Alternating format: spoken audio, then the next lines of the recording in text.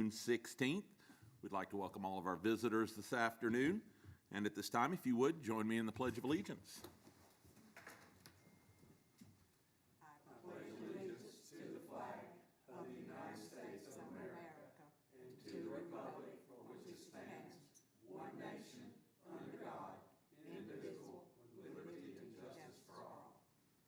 Thank you. At this time, I'd like to turn it over to Dr. Jessica Ainsworth for our student achievement. Thank you, Mr. Sizemore. Mr. Sizemore, members of the board, we just finished our board advance, and we were able to share many of our CTAE highlights from last year. Ms. Cindy Clanton is in the room, and she'll expand upon our CTAE highlights from the year and also our Perkins funding for next year. Ms. Clanton? Thank you, Dr. Ainsworth. Good evening, board. Each year I come to you about this time of the year to talk to you about the Perkins Plan reauthorization of our local plan application. I can't speak to you though without giving you some highlights and bragging about our students in career and tech. This year, very proud to report that we had 512 seniors graduate this year career ready with a industry certification under their belt, so to speak, as they receive their high school diploma. That's almost 50% of our high school graduating class. Please don't be confused. We're higher with G+, but this is just those that were career ready, not just advanced academic and military. Also, we had 18 students earn state FFA degrees. We've had multiple students and multiple teams win first in state. Our CTI group at the CCA South won first in state in engineering. Forestry Field Day, Central Middle School, that's probably the most difficult competition to win. That's a very coveted degree. Competition. We've never won it before. We won it this year. And we also have next week a team of HOSA healthcare students traveling to Nashville for national competition. So we're very proud of those accomplishments. Tonight, I'm asking you to vote for or to approve on the consent agenda the local match for our Perkins Grant, which Perkins Grant is for equipment enhancement, not replacement. It's to enhance our programs, and our board has always been very gracious to offer more than what we need. I do want to highlight, I'm glad Mr. Beers is here tonight, because part of what our growth this past year has included facilities. It would not be possible without Mr. Harding and Mr. Beers and, of course, the board backing. We were able to add new construction at North College and Career, 2 new labs, law and public safety and early childhood. We were able to renovate the construction building and add that county-wide. We were able to revamp the, I think you've already heard about Villarica High School Computer Science, Mount Zion High, the Business Ed Lab. Very excited about replacing the greenhouse at Bowden High School, and all that would not be possible without local funding. So I want to be brief. So with that, I'm going to conclude and let Dr. Ainsworth finish up with the Perkins grant. Thank you, Ms. Clanton. And as we finish up our board report, you'll see on the consent agenda our Perkins funding for next physical year. What we request is that this be placed on the consent agenda to vote on Thursday night. And this funding that the board match has already been allocated in the budget that's been presented to you. Ms. Clanton and I are here to answer any questions. Any questions?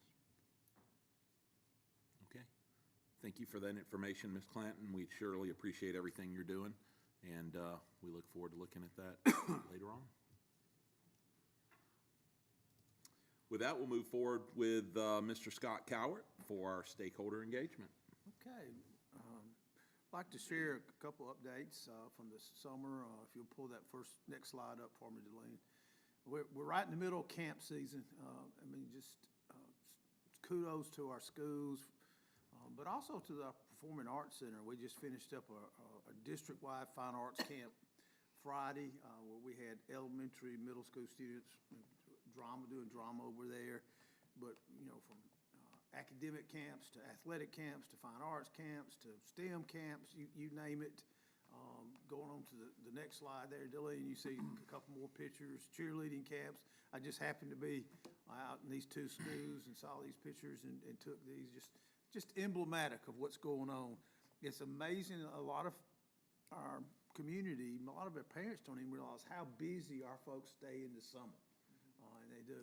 In the next slide, though, what I want to talk to you about is about our employees, how busy they stay in the summer. We had our first session of Capturing Kids' Hearts last week, and as you know, we've trained well over 1,000 of our employees on this program over the last 6 years. And we had that session. We'll have 2 more sessions this summer, so we'll train right at about 150 employees this summer. We're Capturing Kids' Hearts, just a real positive thing. The other thing, each of our schools during the summer, and Dr. Ainsworth mentioned this earlier at our advance, each school does a leadership advance for their school. So in other words, Bowden Middle School gets their leadership team together, and sometimes it's a day, sometimes it's a day and a half, sometimes it's on-site, sometimes it's off-site. But they come together, they look at their data from the last year, they talk about what they did well, what they would like to do different. They come up with their plan for the coming year, get that developed, and then they have that ready going into pre-planning. As Dr. Ainsworth mentioned, all of our schools did that in June. So those are now complete. And then the final slide gives you a picture. We had our new leaders workshop. These are our new leaders for the coming year. And we just had an absolutely phenomenal time for these 11. And these are APs, principals, district leaders. It cuts across the gamut, instructional coaches. So that it cuts across all these different gamuts. An outstanding group right there. I mean, really, really top-notch people, but I think they're going to also be really, really good educators. So with that said, I'll be glad to answer any questions the board might have about what we're doing this summer. Group. Mr. Coward, I'd just like to say thank you. You know, with a wife that's involved with the library and they do a lot of summer activities, the amount of activities that we've, I guess, supplied for our students to participate in has exponentially grown over the years. And I know the parents thank you all for that, and you're correct. Unless you live it day to day, you have no idea how much time that our staff puts into these programs. Right. We appreciate that. With that, we'll keep moving along. Mr. Glenn Harding for our organizational excellence. Thank you, Mr. Sizemore.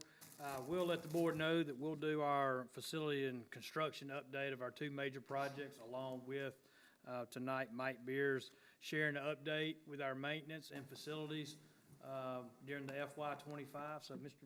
Mike, if you would come on up and share with the board. First of all, thank you, board, for your continued support of the maintenance department. It's been tremendous on our side. And just wanted to share a brief update on some of the progress and some of the data that we've collected throughout the year of the maintenance facilities department. Probably the best place to start is just with a few of our personnel. As you see, we have a lot of trades, just same as last year. The one with the asterisk on the bottom that I do want to call note to is something different this year that we've not tried, and it has worked out very, very well for us. And we kind of term it school facility leads, although they're not part of the maintenance department. We kind of treat them as such. We've asked each school to designate a point person on site at each school that is the lead communicator with our department and the school, and all the communication can flow through that person, and that they can make sure the principal knows and everybody in their staff knows. We found that we were running into problems with, especially the schools that had many APs. The information not making it around to everyone. So this has really helped us. it's helped with communication and the relationships with the school. We stay in constant contact with this facility lead, and they are, they're, any questions that they need, you know, they're calling us. And we have even have Zoom meetings every quarter with each cluster facility leads, and it's been tremendous help for us and the schools, I think. And I really look forward to seeing how that's going to evolve over the next years. So that's been huge for us. Any questions on that? So as our facilities continue to expand over time, do you have any plans to change that number up there? Like, say, Well, yes, sir. You know, as like say 4 electricians or 4 plumbers or 4 whatever? I would like to do some things like that. Been in talking with Mr. Griffith, actually a little bit about maybe trying to restructure. We'd always love additional people right now. The school system, we'll get to it in a minute, the slide, but we're about 2.7, 2.8 million square feet, and, you know, about 26 people on the ground. So they're about 100,000 square feet per person. And do we ever look at how much money we spend on personnel versus how much money we spend on contracted services? Do we still save money by the contracted services that we use as opposed to having a full-time person? Or would we benefit to have a full-time person instead of contracted services, like Maryland Associates? I'll just throw one out there. I want to make sure I understand the question. I don't have that data right in front of me. Right, I'm just saying, just a general feel, do you feel like we could hire another person and have them on staff full-time compared to what we spend on contracted services now? At certain times of the year, yes, sir. You know, when we start up with HVAC in the summer, we could use all hands on deck, but then it levels out. And then when heat turns on, you know, same thing, when it peaks, then it levels out. So at certain times of the year, yes, and we could use, I'd love to have, you know, 4 so we could divide up. I've just never seen this increase those numbers very much over the years compared to the square footage that we've added. Correct, yeah.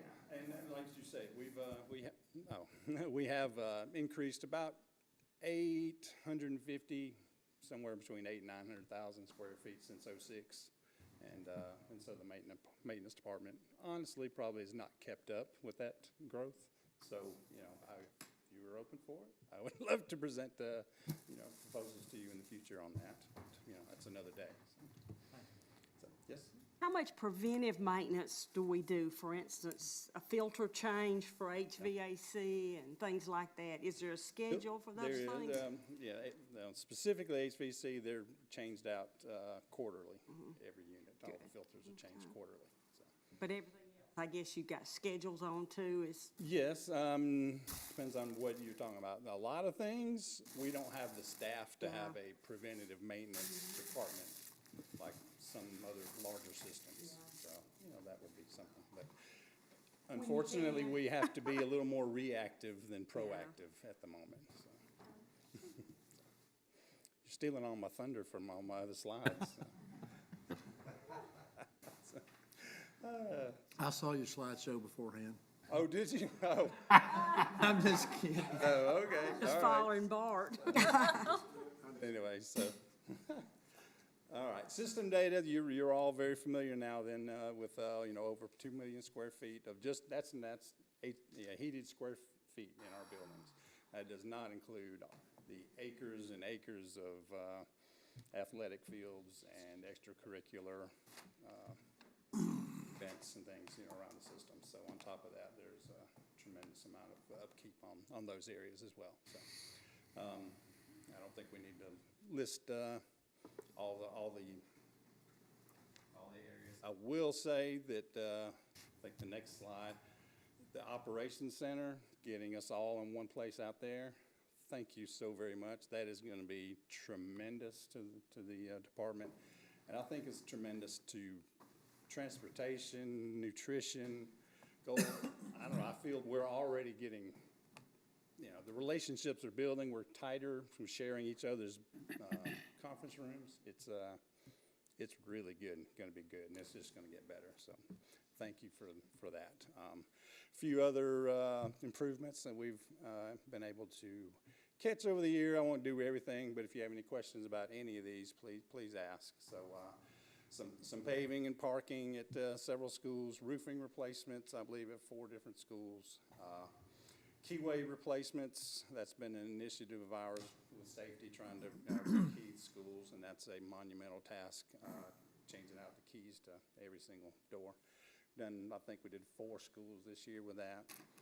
Media center upgrades, did 3 schools with that, about 40 flooring replacements, and of course, anything, a lot of upgrades with athletic and fine arts. So, any questions on that?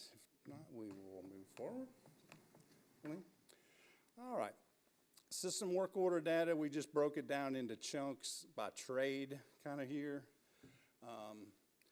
The one note that I will just call attention to is a little bit is that we did the total number did rise from the last couple of years. It went up by about 10%, about nearly 800 or so, 700 or 800 work orders from last year to this year. And I think a lot of that has to do with the facility leads. They're a little bit more on top of their school, and they are kind of responsible, and they know they're responsible. So maybe they're turning in a little bit more, or maybe the school is getting older. I can't tell you exactly, but I really think it has a lot to do with the facility leads and that communication.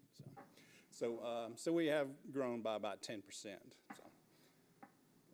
So unfortunately, I would like these numbers. I was shooting for 70% on the 0 to 3 days, but they did hold steady, even though they did 800 more work orders. They held the statistics about the same. So with doing 10% more, they did hold. So we will be shooting for, over 70 next year. And we also, just a quick little note on the work orders, is we're exploring the idea of piloting a new work order system that integrates with the school dog safety that the schools are all using. So I think the schools will be very, very pleased with that.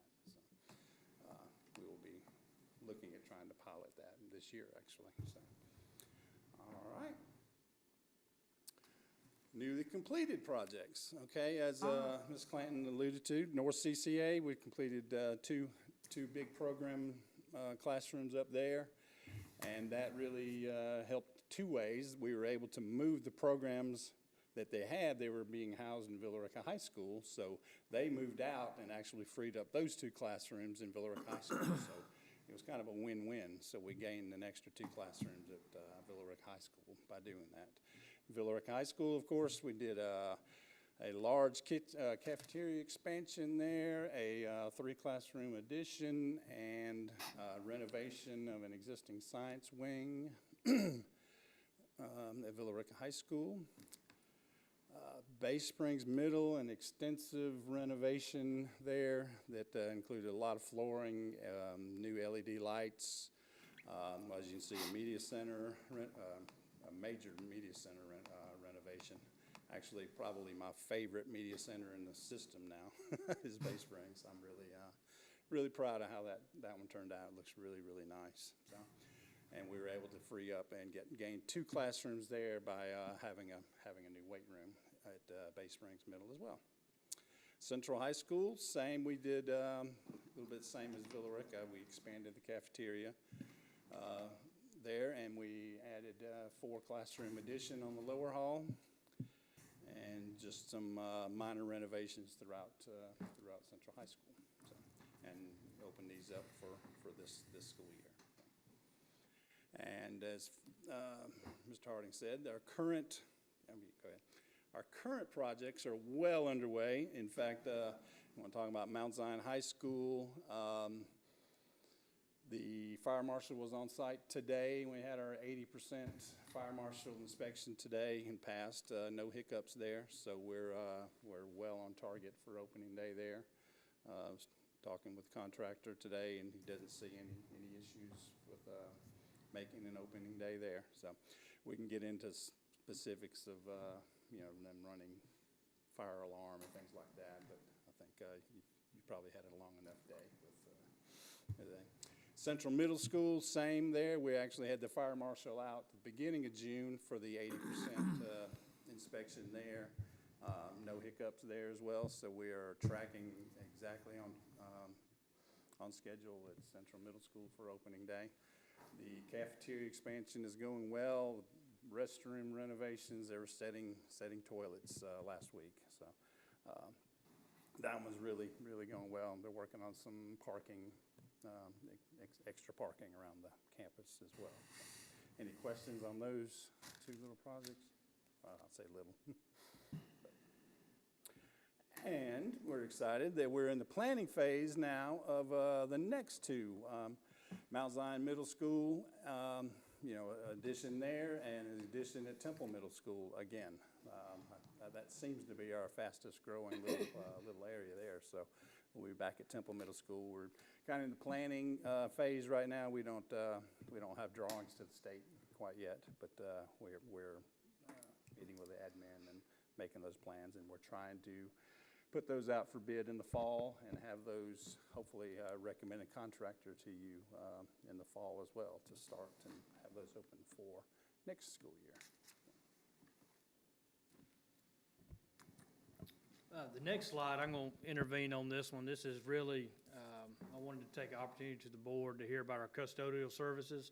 That transition was about 18 months ago, and I would say our entire district, especially our schools, really called for it. We needed it. We needed a lot of change. We needed a lot of improvement, and we're excited that this partnership has been very, very good during that 18 months. It not only shows in the data, as you can see up there, that the ratings of 4 out of 5 are consistent each and every month, but just you know as well as I know, the word of mouth and just talking to the schools, talking to the principals, and talking to the facility folks is they're really taking initiative, attention to detail, and when we have issues with this company, they're immediately trying to help solve those issues. So I just wanted to make sure that I said something about our custodial service before Mike went to his closing, so we'll take questions. Could interject here, though. I think this kind of connected back to Mr. Cater's questions earlier. Of course, our custodial services are outsourced. It's not in-house, and we continue pretty much every year to try to analyze that cost ratio versus if we went back and did custodial, and we're still way up under what it would cost us to add back custodian. And it's mainly, a lot of it has to do with the increase in benefits for the last couple of years. Has just made it so, for us to add custodians back right now would cost a lot. Now, we pay a lot for custodial services, so it's not cheap by any stretch of the imagination. But we do analyze that piece right there every year. Yeah, I was just thinking more on a little bit smaller level, Yep, like yep. on our side, just having one HVAC or one electrician versus the whole department. Yeah, and I But think- but I understand what you're saying, Yeah, too. but I think your point's well taken too, though, to analyze some of that data. Well, in closing, I'd like to, I'm sorry, did you, someone else have? Okay, just thank you again for your continued support of the maintenance department, and we look forward to serving you and students of this county and having another tremendous year. Also with the board, I want to clarify something too, because we had talked a little bit earlier. The school dog that we were talking about, we are piloting that, but we're piloting that in June and July with the select few administrators and the maintenance workers. But we have every intentions to start that in August on day one. So just wanted to clarify that, make sure we're good on that. But that's any not a que- new program within School Dog itself, it's just. School dog, it's that's just new right, to that's us, the or one is it we're new using to for us? safety right now. I know, but is this maintenance stuff new to them too? That's why we're piloting it? Yes. In fact, they put it in because we asked for it. Now, they're doing it across the state, not just for us now. Buddy didn't do it, did he? Yeah. Buddy, listen to us. That's why I said Buddy didn't do it. Oh, I got you now. Any questions concerning this report? I have a question, but I have a comment. Basically, all of the custodial staff are happy now, and I don't see a lot of turnover, and the buildings are always so nice and clean, and we appreciate you for the supervision and for the company that's hiring good employees. and they love the breaks and the perks. Yeah, thank you, Dr. Brooks. And that makes a good setting for them. I think it would be a healthy approach to, if we're not analyzing, what we're spending on those contractor services compared to having in-house, across the board. I know we highlighted HVAC. I agree with Mr. Cater, you, depending on how much you're having to pay for electrical contractors or HVAC contractors or plumbing contractors, in addition to what we have, it'd be nice to know, okay, how's that balancing out if we were able to staff them ourselves? Surely, if there's not analysis, there should be on those areas. If you had a person here every day working for you versus what you're paying for somebody to come on an as-needed basis, it may Correct. be worth it to have them here all the time. Sure. That is true. Worth exploring. Any other questions? Thank you so Beers, much. thank you so much. All right, I think it's still on me. On E-Board, we have our school nutrition that we do every year with our bids and our vendor packet. Nothing new here for you. Those vendors are listed, and we ask you to review those and put that on the consent agenda for Thursday night for approval. Also, on E-Board, we have our field trip and fundraising request. We have no out-of-state or overnight field trips to approve. We do have some informational items on there for you, but we do have several fundraising requests. Over the next couple of months, we usually are pretty full here as principals are putting in for the year. So we ask for those two items to be put on the consent agenda for Thursday as well. And that concludes my part. Mr. Sizemore. Any additional questions or comments for Mr. Harding? Any concerns about adding these two items to the consent agenda? No problem. All right, we'll move right along to Ms. Delene Wolf for our financials tonight. Thank you, Mr. Sizemore. So tonight I have the April financial report. We are on track, moving towards our fiscal year end, which is the end of this month. For the month of April, for the general fund, revenues were $14.4 million. Expenditures totaled $16.7 million. After adjustments, ending fund balance is $49.4 million, with $2.5 million in outstanding encumbrances. Moving to the SPLOST report. For SPLOST receipts, the total received was $1.9 million, which is a 4.6% increase over the prior year. For expenditures, the total is $1.9 million, which leaves a balance of $3.3 million for the scheduled projects. I'd be happy to answer any questions on the April financial report.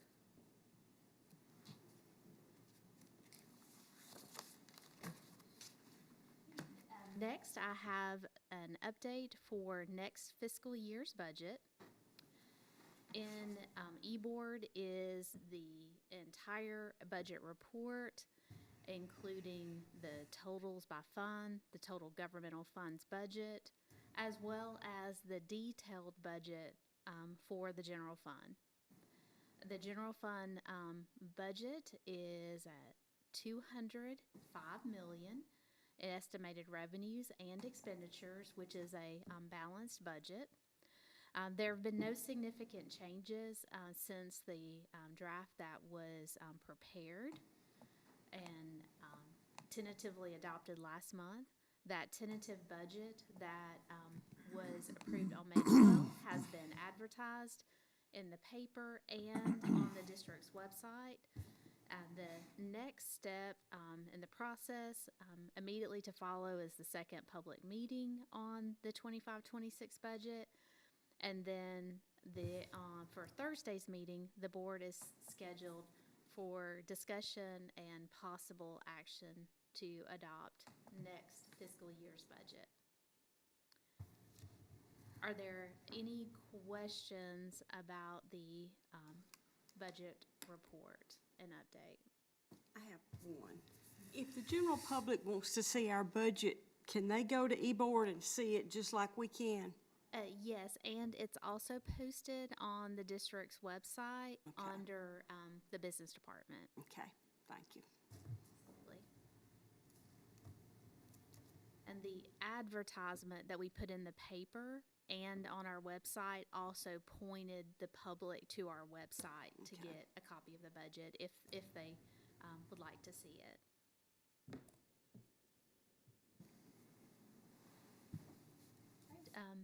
Moving on to the second public meeting.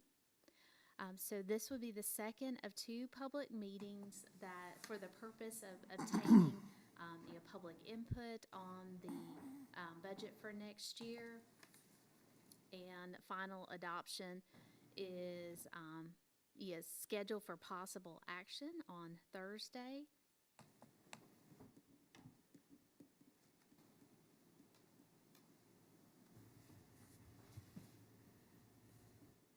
And looking at this presentation overall, again, the proposed budget is a balanced budget. The primary drivers for increases, both for revenues and expenditures, is the increase in employee benefit cost. Approximately $5 million of the expenditure increase is from the benefit cost, with roughly half of that funded by the state. The estimated fund balance would be at $29 million. And looking at fund balance, which is measured at the end of the fiscal year, or June 30th, fund balance varies throughout the year due to the timing of local property tax collections. Those collections are due in December, meaning that, leading up to December, the district relies more on reserves, and then from then balances increase in December, and then start decreasing January, February through, as the calendar year proceeds, with the lowest balances typically being in October. But the month of measurement is end of fiscal year, which is June 30th. District has a very lean reserve balance at less than 2 months of operating expenses. This is in line with school districts in the West Georgia area. It is significantly less than the Georgia statewide average for school districts, as well, and less than the number of months reserves held by the state or local government. In looking at the general fund budget, which is funded in part by local property taxes, the millage rate has been rolled back by the board 6 times in the last 13 years, including the last 3 consecutive years. And looking at the investment per learner compared to the surrounding school districts, Carroll County Schools has the lowest investment per learner of the surrounding multi-high school districts. Within the budget, the priority is instruction, with 68% of the budget dedicated to direct instruction, 8% dedicated to the facilities, as Mr. Bierce just shared, from the energy costs to water, the custodial and other costs to keep the schools in good order, school administration, transportation, and other services. And for looking at the total general fund budget, 86% of the budget is comprised of personnel costs, salaries and benefits, and 14% is other operating costs. The general fund budget and total governmental funds budget supports over 16,000 students, 23 schools, and numerous programs. For the The district's financial efficiency rating is 4 stars, which is greater than, or same or greater than 92% of Georgia districts. When you look at the investment per learner, the total per learner spending is less than 88% of all Georgia districts. The next steps in the budget timeline is budget adoption, which is scheduled for consideration on Thursday, June 19th. I'd be happy to answer any questions that the board may have. Mr. Sizemore, at this time, I would turn it back over to you. Anybody have any questions for Ms. Wolf? As always, Ms. Wolf, we appreciate, we don't know what we would do without you. I know I'm speaking on behalf of everyone. So with that, we'll move along to continuous improvement by Mr. Jared Griffiths. Thank you, Mr. Sizemore. The Human Resources Department's been busy preparing for our annual teacher induction program that is occurring on July 21st and 22nd. We're hoping that you can join us for lunch on July 21st. If you could be at the Performing Arts Center at 11:30 to be introduced to our new teachers, that would be a great time for them to put a name with a face. And then, of course, join us for lunch immediately after that. Earlier this month, we held our Carroll County New Leaders Workshop. It was a great 2 days of induction for the 11 new leaders we have in our district, and we're excited about the talent and potential that this group brings to our schools. Currently, we're accepting applications for our Aspiring Principals Academy, which will kick off in September this next year. It'll be our second academy that we've held. Additionally, we are finalizing the next cohort for our Classified Leadership Academy, which begins in August. Investing in and growing our people remains a top priority for our department. So this concludes my report, Mr. Sizemore. Thank you, Mr. Griffiths. Any questions? Any public input? Seeing there is no public, I'll assume no. Do we have any other business items that need to be addressed tonight? No, sir. Any comments or adjustments that need to be made to the agenda for Thursday night's board meeting? Okay. With that, I need a recommendation that the board meet in executive session to discuss the future acquisition of real estate, safety and security, personnel pending or threatened litigation, and recommendations that are exempt from disclosure under the Open Records Act. I'll make that motion. Second. Motion and a second. All in favor, raise your right hand. We're gonna move in there. Mr. Chair, I think we could say in here. Absolutely. Okay. Matt, if you'll make sure to turn the system off.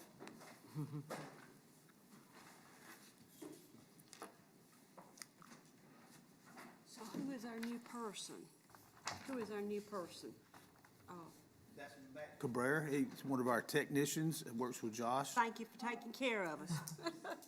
He's gonna be, he is new. Now that you say that, Sandra, thank you for pointing that out. I've sat here since I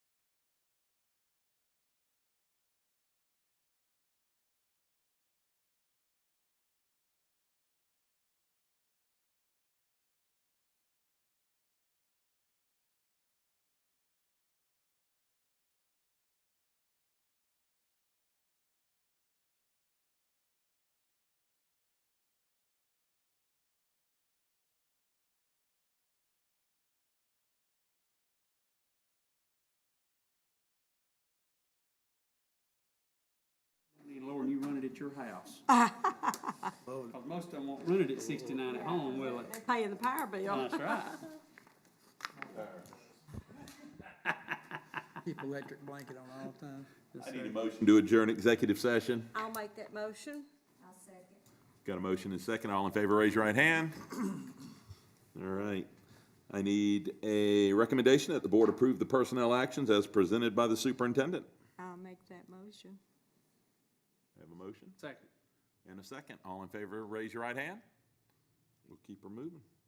Any board member comments?